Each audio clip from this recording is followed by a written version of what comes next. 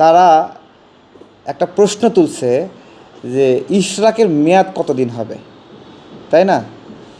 তাহলে আসিফ মাহমুদ নিজের মেয়াদ জানে কতদিন? যেই মেয়র নির্বাচনে ইশরাককে পরাজিত করা হয়েছিল, করে তাপসকে জয়ী দেখানো হয়েছিল, ইশরাক ভাই অন্তত 2 লাখ বেশি ভোট পাইতো, তাই না? আচ্ছা, ইশরাক ভাই আদালতে কেন গেছে?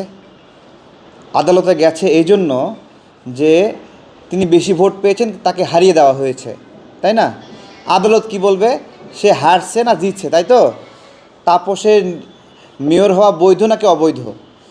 তাহলে এই জায়গায় আদালত বলছে যে তাপস জেতে নাই, তাহলে তার প্রতিদ্বন্দ্বী যদি না জেতে তাহলে জেতে কে আসলে?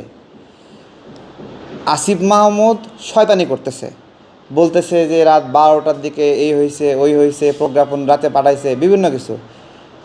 তো রাত 12টার দিকে এই সরকারের স্বরাষ্ট্র উপদেষ্টা সংবাদ সম্মেলন করে, অনেক ডিসিশন রাতে নিছে না?